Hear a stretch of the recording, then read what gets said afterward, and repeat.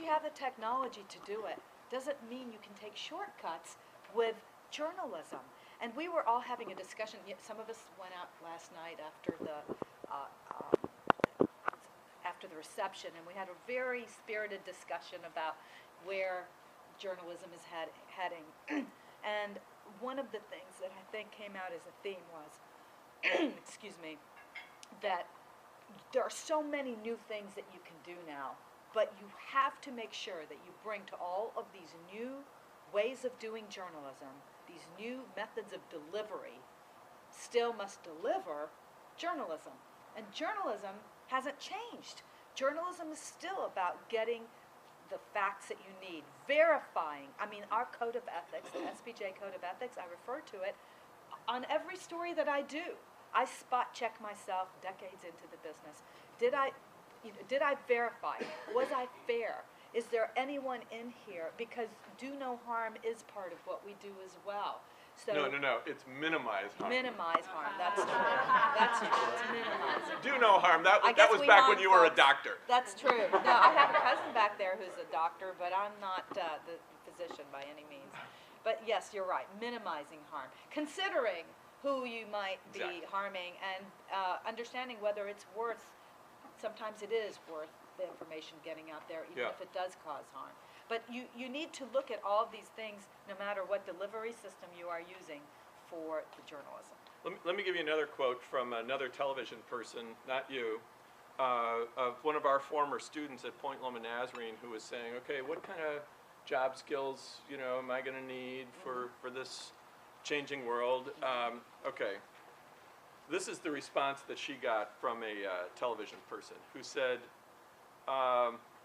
you need basic web, mobile technologies, to Business 101, to social media and marketing.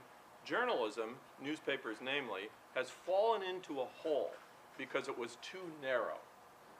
Journalists cared about the story and nothing more. I find that a remarkable statement. And in the meantime, all the smart tech business product salespeople fled the business to greener pastures.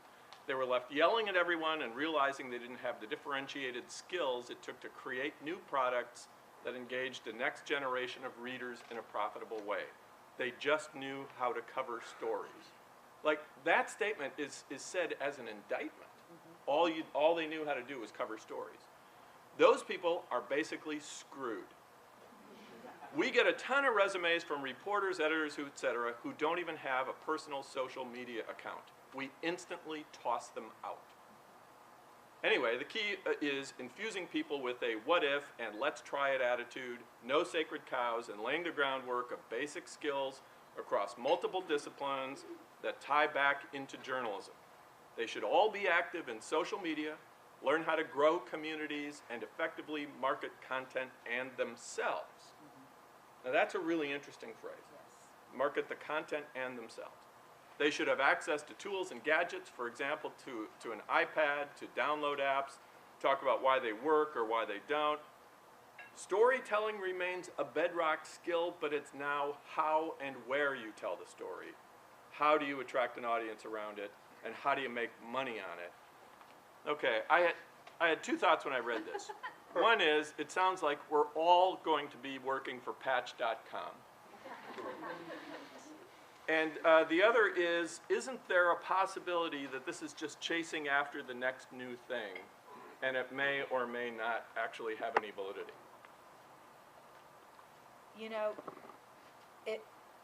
It always pains me when people put the journalism below the skill set that is necessary today. I think you do need a skill set. You obviously need to engage in these things. But I think the journalism is the top. And I don't think that... do employers think this, though? I mean, that's you think this, but... Right, well, I'm not the employer. Let me just say, I am the employee. I am a reporter, and I'm not a manager. And when I look at my managers and who they are hiring, they're hiring skill set. They're not hiring storytellers. But I would posit this. If I didn't have the writing skills, would newspapers have picked up what I wrote in Japan? Would people have followed me? When I did not realize this. When I got home, my husband told me to Google Hagit, Limor, Japan, and I'm not sure if I'm going to be able to. It's actually do it right astonishing there. when you do that. So let me You've got see pages if I and can, pages and if I can pages. just first just go to google.com because. So I did, and I did not realize that while I was away. It's always dangerous to Google your own name, by the way. It is. You never know what will pop up. Again, sorry for the lag. That's one thing that this stuff has made us is so impatient. It's like if it doesn't come instantly now, we're upset. So there are 18,900 links now. It does change.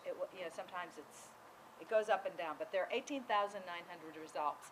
And so that's how many different places the Skype reports or the print copy, that's how many people referenced it. Now, I don't think that would be true if I didn't have journalistic chops. If I just knew how to use the equipment, the delivery system, but I didn't have something good to deliver, then I don't think that people would buy it.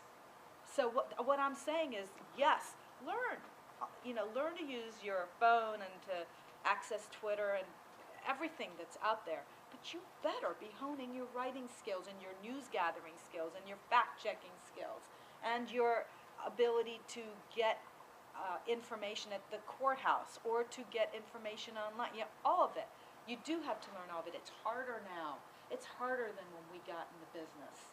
It seems now when I look back at my first days, in Bristol, Virginia, when all I had to do was go and get the news, which I had to do in person because there was no internet and there were no cell phones, so I had to pull off to the side of the road and use the there used to be these things called payphones. Yeah. They're in the Smithsonian now. Exactly. And if you had to really kind of remember where they all were so that you could call back to the office. That is, I've gone from that and about 10 different incarnations of video delivery systems, from film to 3/4 inch to 1/2 inch to, I don't even remember half of them, now to tapeless. The technology always changes, and this is the part that gets me about a lot of people today are complaining, now I've got to learn this. It has never stayed the same. I mean, from my first moment in the business, it's every year or two it's different. So it's continuing to be different. What's different about it right now is that there's this fear that journalism is dying, that we are not going to have journalism in the future. That's BS. Seriously? Yes, it's BS. We're going to have journalism. We're just going to deliver it differently. And I don't know what that delivery system is going to be. I wish I did, because then I could be assured that my son will be able to go through college and I'll be able to pay for it. Because if I could invent it, I would. But you know who's going to invent it, Dean, most likely is one of the younger kids in this room. They're going to come up with whatever that is. And I'm going to be trying to learn to use it, whatever it is. Okay, but what fundamentally will journalism still be? Journalism will be what it always has been.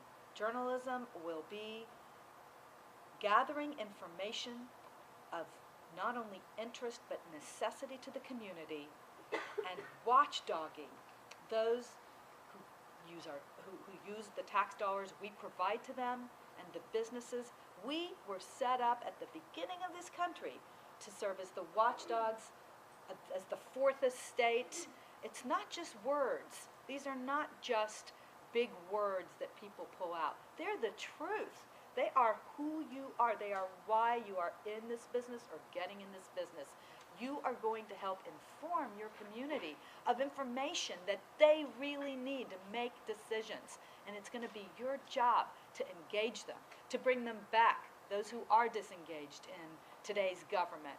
Your job is to let them know why it's so important for them to vote, why it's important for them to show up at the council meeting where something is about to take place, a vote's about to take place that may impact them. It's your job to expose the Enrons before it's too late. You know, that is why you are in this business. And you know what, Dean? That's why decades into this business, I still wake up every day loving it. You still get charged up about this, don't you? Whereas many of my friends in other businesses are just putting in the time and waiting Right. for Friday. Yeah.